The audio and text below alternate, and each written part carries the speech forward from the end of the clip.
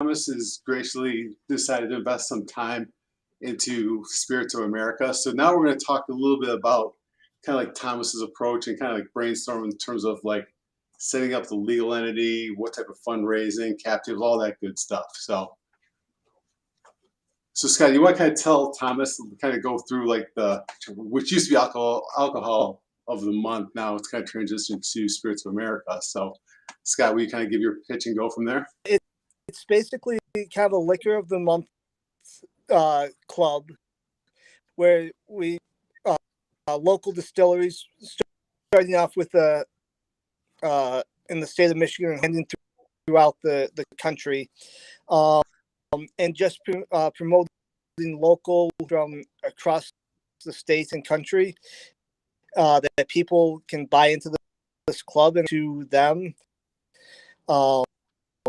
with specialties, and be it whiskey or bourbon, whatever, or whomever, we just kind of building it from there. So that's the basic liquor of the month type club. Very cool. Very cool. Yeah, so the classic monthly subscription type of thing. So, and we've done some light market research, Thomas, and I've gotten some very good response. It's funny. Yesterday, I was actually meeting with a potential investor on our second accelerator fund, which we're getting ready to launch in the fall. And I was talking to him. He was like, "Oh yeah, it's a great idea. I just went up north to tell my buddy he had this Angel's Envy bourbon. I don't even like bourbon. Never heard of it. Broke it out. So I really think Scott's onto something here. So Thomas, I guess the first question is like, so we've, I should say, have done nothing in terms of setup or anything. We're just getting through the idea stage right now. So that's kind of like, what do we need to do before we start like really seriously talking to investors? Well, I mean, obviously the biggest thing, and so I have the benefit of being someone who teaches entrepreneurship. So I get to sit with students who are at this phase right now where it's an idea, maybe a little step beyond an idea. The biggest thing I urge them to do is ask as many people as you know, especially ones that are going to be mean to you if they have to be mean to you, if it's a good idea and what people will want, and come up with a questionnaire that gives you not just yes and no questions, but some open-ended questions to give you feedback about the idea. The more you can market research and test the idea. And something like this, because you're playing into people's tastes, there's a lot of dynamics to this. Like, do you go to all spirits, or do you focus on, hey, we're going to become a bourbons expert, or we're going to become an expert in whiskeys or things like that. But the more market research you can do and talk to as many, I like to talk to 1,000 people and get some good feedback. And also begin to know the industry itself. Like, what are the rules and regulations behind this? But more importantly, like, just what are some of the dynamics in the industry? Like, where are people's tastes going? What would inspire them to do this? And I think the story you had, I've actually had the Angel's Envy. I drink beer. I'm not really a big drinker, but it is fascinating that people find things they like and like to show it off to their friends. And so there's another element of this, which is this could be something that spreads like wildfire as people say, I want to have a unique bottle at my house when somebody shows up. But what do those conversations look like? Do people just are they George Thorogood, I drink alone and I want something new every month? Or is it the people that want to have something unique? Or are they just looking for good stuff, even if it's not unique, but every month they want to try, get something a little bit different and try their palate. So the more you can research and know your customer going into this, the better. That's the place where I always start. And I'll say that, and then I'll repeat what I just said. Know your customers. And then the third thing you should do is know your customers. The other thing, I don't know if you've seen the business model canvas, but that's the other thing, is knowing now you know your customers, go and know your competition and know what they do and don't provide and what you can do to differentiate yourself. And that business model canvas will really help you with if you Google business model canvas, you'll find them. That will help you set your value proposition and what sets you apart that makes you interesting versus everyone else, or makes you not interesting. And you just say, you know what? We're similar to 10 other companies, but we're going to execute a lot better. So what's going to make us different is our ability to execute, or we have some unique facet. So for instance, we had a student here who, when it was going into a denim company, they were doing nothing new, but they were going to make these really cool denim bags and stuff. The one advantage they had that they could harp on was their dad owned a denim factory. So they had access to cheap denim that nobody else could get their hands on. And they didn't have supply chain issues because dad would prioritize them. Doesn't mean their company is anything unique. It just means they have an advantage because dad's going to get them the denim to make their products, right? Do you have something like that, or are you doing something so different from anyone else that you're going to stand out? And an investor will say, I get it, and I get the niche here, and this is why there can be 10x growth. I love the differentiation, like, because we haven't even talked about that before, but the differentiation is huge. And the other thing I would add to that is having a very specific target market. I mean, it's very counterintuitive. People think they should market to everybody everywhere. It's actually the exact opposite. You should really have a laser focused, very tight target market, because it's a lot cheaper to reach 1,000 people than 50,000 people, and more effective because you can be very specific. Right. Yeah, I think the old saying is act local, but think global. I think that's might be, but I love that quote. I love that approach. I knew a guy once, and he used to say, it's really fun to try to boil the ocean, but it's a lot more fun to saute a nice meal for just yourself and your romantic partner. And it costs a lot less. So no, that's a very valid point. Is if you can find a niche or even two and set up beachheads and just start kicking butt, that's the thing that a lot of times, whenever I'm talking to new entrepreneurs, we have that very conversation. Well, who can use this? Everyone. And we'll market to everyone. Great. So you have a multi-billion-dollar marketing budget as a startup. Awesome. Good for you. Well, no, we're going to go to this specific niche, and here's who we're going to find. And I think, this will probably be something that, in this case, you're not a mass market. Like, you're going to a specific subset of people, probably with a certain income level, certain tastes and desires, a certain type of lifestyle. And there's nothing to be ashamed about in that, by the way. Every now and then I'll get like a luxury brand, and they're kind of ashamed that we're going to market to, country club rich guys. Well, that's great, because they have money and they're customers and they buy products and they are wonderful people, or can be. Some are probably evil, but knowing exactly who you're going to and saying, this is where we're going to butter our bread. And this is the size of that market. That's the other thing, is knowing the size. And you asked the question interestingly, because you said before you should go to investors. 9 times out of 10, maybe 99 out of 100, I tell a business you shouldn't be going for investors, or you need to know exactly the type of investor you should be going to, right? Not everything is pitched to a venture group or pitched to an angel group. Sometimes it's friends and family that know you. Sometimes it's a small crowdfunding raise. There's other elements that come into play. So knowing ahead of time how much capital you're going to need to go to your market and service them, and how big do you want to grow this, that's going in with some of those intentions, backing them up, or testing them with the research and then pivoting based on that research, or prospering based on that research. Yeah. That's to go. Just think small and grow from there. Yeah, I mean, every now and then I get a business that I'm like, you have to go big. And I'm part of something I won't mention too much, but it's for the big ideas. But a lot of times the business, you can start small and grow somewhere, especially if you know it's going to scale. Figure out how to execute. So when you do scale, you've already crossed the chasm, and you can scale because you've done it right already. Not a lot of businesses, unfortunately, we start off doing things manually or behind the scenes in a way that's not scalable, and then we cross the chasm too late, or at the time when we're forced to, because now we're scaling. Think about that ahead of time. What do you want it to look like? And I have a really good friend who's in branding, and he actually, every meeting, he starts with one question: what does success look like to you? And it's amazing how, the context that came up was, we knew a taco stand, and they had drawn up these pro forma financials with growth. And there were 2 partners. And if they grew to the size that they had put in their financial plans, they both looked at each other and said, this would be a miserable business. We'd be working 24 hours a day. And they said, why don't we not grow like that? Why don't we define success as a nice little lifestyle play? And we'll have a taco stand. I think it was in Lowell, Michigan. And that's all we're going to go. We don't need to be the biggest taco stand in West Michigan. We can be the best one in Lowell.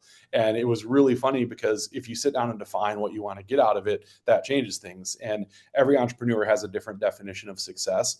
And that goes down to your vision and your mission as well. Like, do you have that vision and mission set ahead of time? Right. Yeah, I think when we talked a little bit, because we're actually Scott and I workshopped this together a little bit. I think where our thoughts were is like almost like an Oakland County Country Club exclusive, high end type of opportunity just to get random stuff all around the country, whatever, shipped to them. They have talking points, conversational piece, and things like that. And correct me if I'm wrong, Scott, but so I think we've kind of pared the niche down a little pretty well at this point. Yeah, I think that it's. I think probably Oakland County, maybe some of Metro Detroit a little bit, because there's areas that I'm sure that we can market ourselves into, and in county as well that can be advantageous for us to. I think Oakland County is the best hub to start off Yep. with. Some of those other areas is just support. So yeah, I think starting off in Oakland County is probably one of the more affluent counties in the state of Michigan, and probably the mid. Yeah, Yeah. the Yeah. It's a good, area. yeah, you've got a good test case there because Oakland County is it's one of the wealthiest counties in the country. At the end of the day, and the other thing is it's got a good population. So one of the things that's dangerous is, so I live in Grand Rapids, right, and I live in the most Oakland Countyest part of Grand Rapids, but we're probably 1/10 the size, right? We're just a small market. So are we a market for you? Sure. But how much effort do you want to put into it? You want to be killing it in Oakland County and then come over here as sort of a side thing. And I think and then, you look at the other places, if you were to expand, let's say around the Midwest, you've got some counties around like Columbus, Cleveland, Cincy, and Chicago, maybe Milwaukee. But you start getting pretty narrow where there are Oakland County-esque, and I based on what you said, because I know Oakland County, Right. there's a look and feel that comes with that, and you kind of know, and you could probably use some Google data to come up with the actual, like, here are the numbers, here's the income level, here's the type of pursuits, the type of household they're living in, and so forth. Those might be the things that you say, here are the common denominators, and then try to get as much data as you can as you get started on who's in there and what they are. What they're like and what are their characteristics. And you can always, Right. one of the things that's interesting is as you get started, you can always talk to your customers.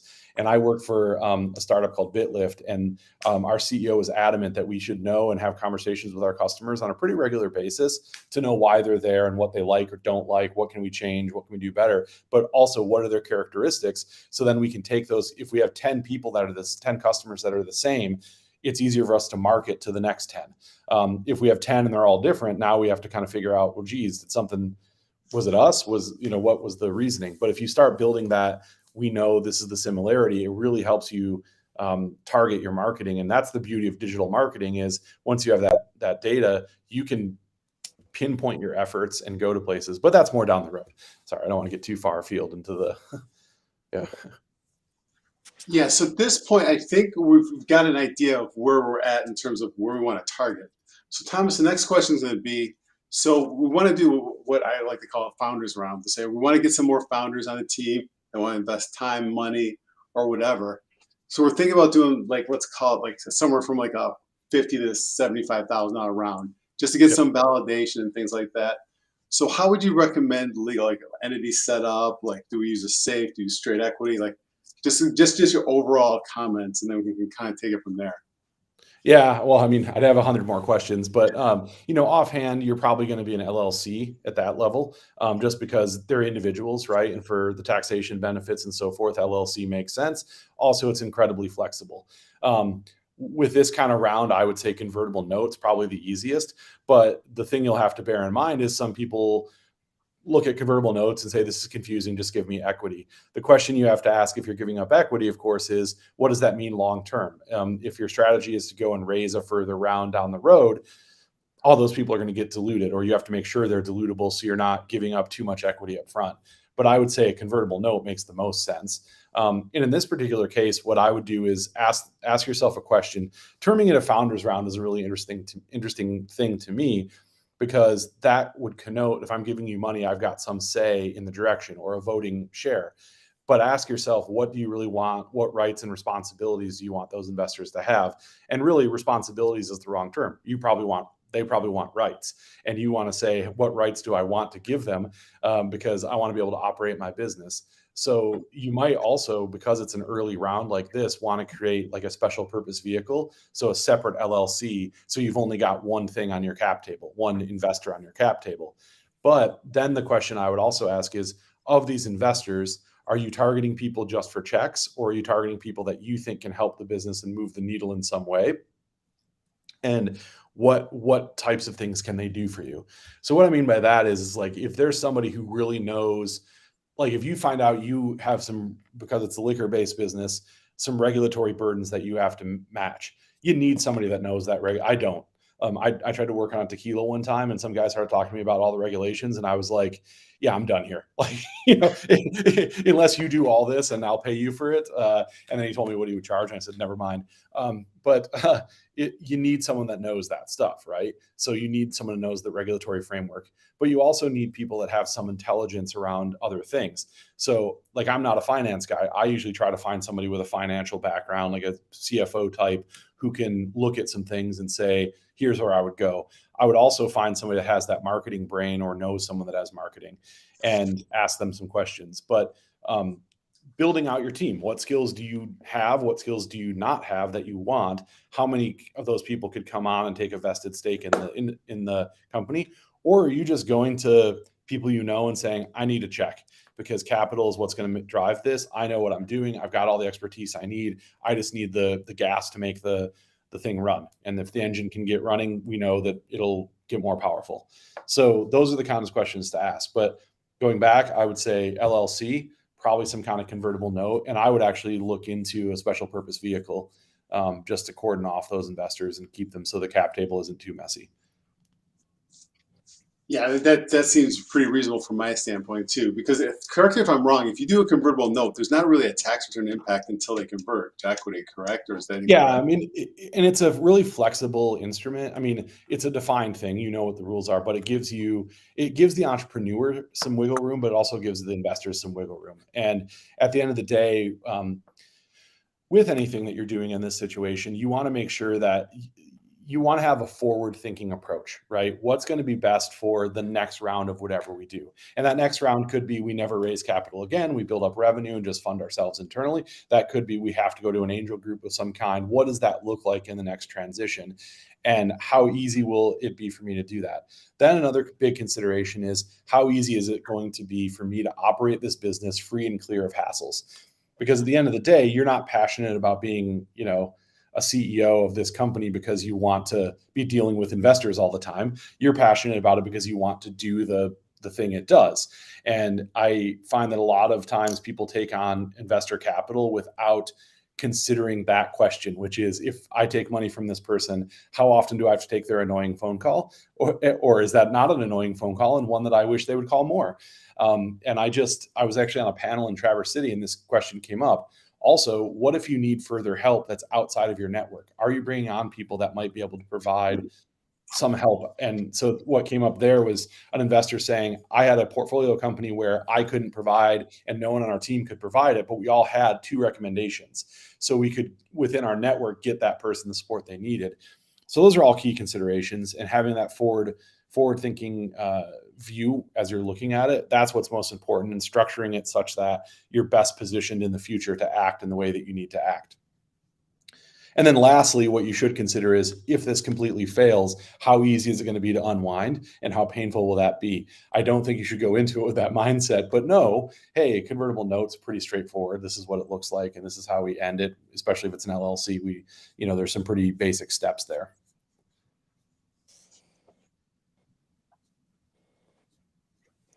Makes sense. Yeah. So Scott, do you have any other questions on your mind about this and from the legal setup or the fundraising setup or anything like that? Not right now. It's just getting in front of more people and create a team of people that we need that we can surround ourselves with to make this successful and really launch it. Yeah. Yeah, that's one of the reasons we're doing this too. So if there's anyone out there that hears this that's interested in investing time or money into this project, definitely reach out to me. There's contact information. You can go like directly through socials. Yeah, I'd love to have some more people involved. I mean, we've done this once before lately, and we've already gotten some interest. So I'm excited to see where this goes and getting positive feedback. So I think it's just a matter of time before we figure something out here. Yeah. Yes. Yeah, and this is an example. I'm seeing a lot more of this, of sort of fun projects that people are coming around and people wanting to get involved with things like this, especially the baby boomer class, who's going, "Hey, we're going to live forever and we're wealthy, so why don't we do something fun that we enjoy with our time?" And a lot of them love spirits and love. I run into them all the time. They're like, "How can you just drink beer? You haven't had this bourbon yet." And I'm like, "Okay, I'll try it." Twist my arm, but. Yeah, I don't know how someone can go from working 40, 50, 60 hours a week to doing nothing. And I think I think that boomer comment's very valid. Yeah. I think once it's funny. I don't know if I don't think I shared this story with either of you. One of my best friends got a buyout for he just was the right place, right time. He's in his 40s. He got a buyout. 2 months later, I'm talking to him. He's calling me from work. I was like, "I thought you retired," because he had enough money to retire. He's like, "I got bored." So he went back to a full-time job almost Yep. immediately. So it's like, so Yeah, I do. I think there's some places in between there. Yeah, I'm doing a lot of work with baby boomers. It's a separate project. I won't bore you with the details, but none of them are actually retired. They all find other things to do because they golf for about 2 months and go, "Great, now I don't want to golf anymore for about 2 years," and they want to go back, especially if they were, someone who had power and someone who had was in a leadership type role. It's amazing. But the other thing is they're in a position to enjoy. They were one of the generations that really spent time into thinking about what retirement would look like and having that kind of enjoyment. And this kind of thing fits well into that because, let's be honest, in the United States, sitting down with your buddies, having a drink is, what we do. Like that's what a lot of people do. So this fits right into that, that sphere. I mean, half the people I see it. I'm not a member of a club anymore, but I remember growing up in the country club, and half the guys there. I don't even think they owned golf clubs, but I knew they owned an arm to drink scotch with. So they were there to because they were retired and didn't want to see the other people at their house anymore, and they just wanted to go and shoot the breeze with a bunch of guys and talk about stuff. And right now, golf actually, there's a conversation. I think it's kind of a dumb conversation, but the live versus PGA thing has actually made golf somewhat interesting for once. So. Yeah, especially Tiger Woods turning down all that money. That's a whole different discussion. Right. Yeah. Crazy. And I think a lot of people that are in traditional jobs don't know the difference between being an active investor in a startup and working for a company. I mean, there's no comparison. I mean, I haven't worked for someone in a long time, but I don't remember what it's like. But it's like it's a very. I mean, you can do lifestyle design. There's all kinds of huge benefits to it. Sure. You basically control the spigot how much work you want to do most of the time. Right. Well, and a lot of those guys, I mean, they ask questions that maybe, they're so used to asking certain questions. They're oftentimes the wrong questions, and you have to pull them aside and say, "Hey, you don't have to think about that anymore. This is what you have to think about now." And it's kind of fun to see that transition to the guys that want to do it, guys and gals that want to do that, but it's not for everybody. Scott, you look like you were going to say something. No, I agree with you. It's a fun difference for especially the baby boomers or the people that have worked like that. This is whatever it is. It's a fun challenge. It's something different, and it makes it differently. Yeah. And how to approach it. So. Not that we're biased. You have 3 serial entrepreneurs right here, but that's another story. Yeah. Well, but it is funny. I mean, that's a valid point. You talk about the serial entrepreneur thing versus the non-serial entrepreneurs. A lot of people have an entrepreneurial bent and never scratch the itch, and they get to a point where they actually can. And now is the time to do it, but they often don't know how. And I think that's really how I got started working with some of these older guys. Is they would come in saying, I've done this X thing for 30 years or 40 years, and I don't know how to do what you do. And what you do confuses me and terrifies me. Tell me. And it is a different lifestyle, but sometimes they've seen a problem in their industry, and for 30 years they've been talking about it and say, now I can design a solution. And I'll leave you with this story. just to not belabor the point too much, but my mom, who is retiring, you know, came to me with a solution. We actually had a great conversation. We actually recorded the conversation talking about her entrepreneurial idea and what could be done with it. And it was fascinating, but, you know, she's in her 60s and thinking about, you know, what somebody in their 60s views entrepreneurship as, because I know her qualms about me being an entrepreneur.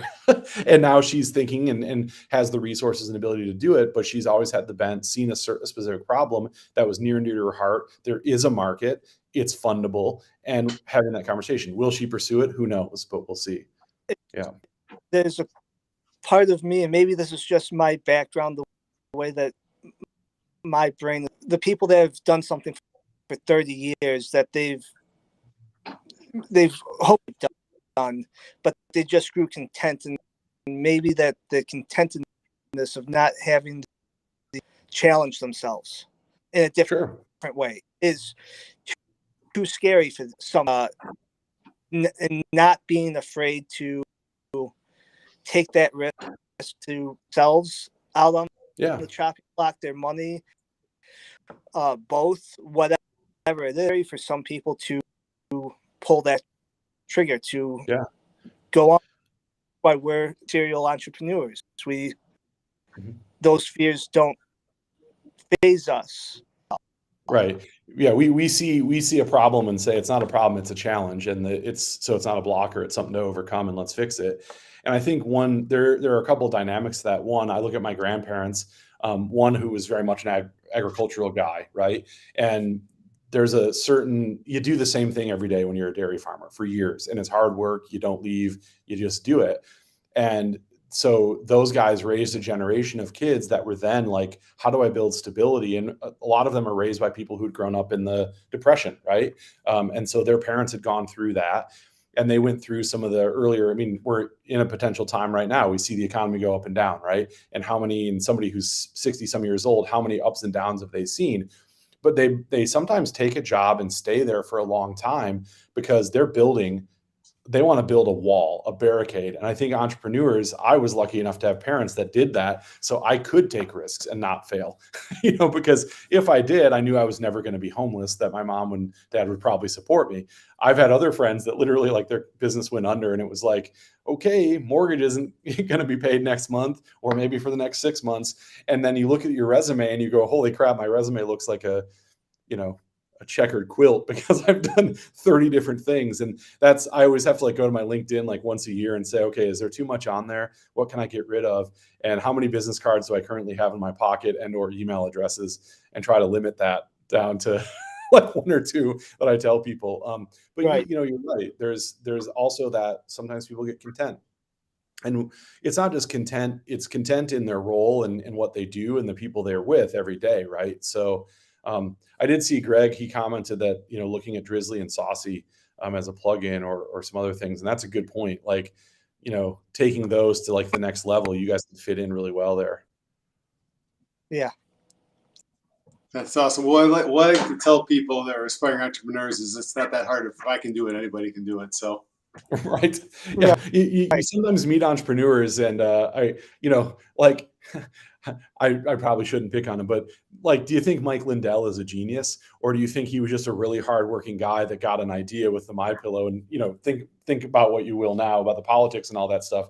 But if a guy that was literally a crack addict could come out and do this and build himself into a billionaire without really formal education, a lot of people can do it. It's drive and the ability to stomach challenges and difficulties and all that stuff. And a great therapist, in my case, always helps too. Right. Yeah, one of my favorite quotes is, "The harder I work, the luckier I get." And I definitely think entrepreneurship has an element of luck too, but you kind of make your own luck. It's like everything my high school football coach said is true as an entrepreneur. Right. Yeah, all the terrible slogans. Yeah, sorry. Well, thanks, guys. I really appreciate your time today, and then we'll do it again soon. And then we'll be chatting. So thank you for joining us. And if anyone out there watching this wants to be involved in this or any of our projects, just connect with us, and we'll go from there.